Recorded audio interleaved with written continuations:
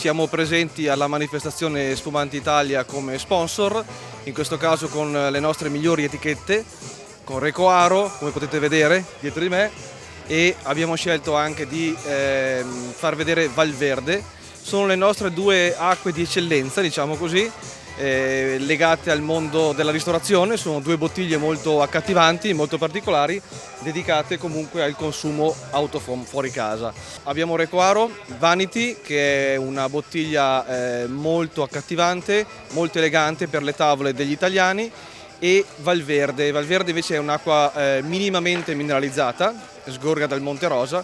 Sono due acque diverse perché sono due acque con una pesantezza diversa, cioè praticamente hanno un residuo fisso più basso Valverde, e per questo la definiamo minimamente mineralizzata. Recoaro invece è una classica oligominerale. Direi che gli italiani sono degli ottimi bevitori di acqua e a noi piace accompagnare i migliori palati con le nostre eccellenze. Le nostre acque, specialmente Valverde, si abbinano all'alta cucina. È un'acqua minimamente mineralizzata che non lascia fondamentalmente residuo e si sposa principalmente con i piatti di pesce o eventualmente comunque molto leggeri.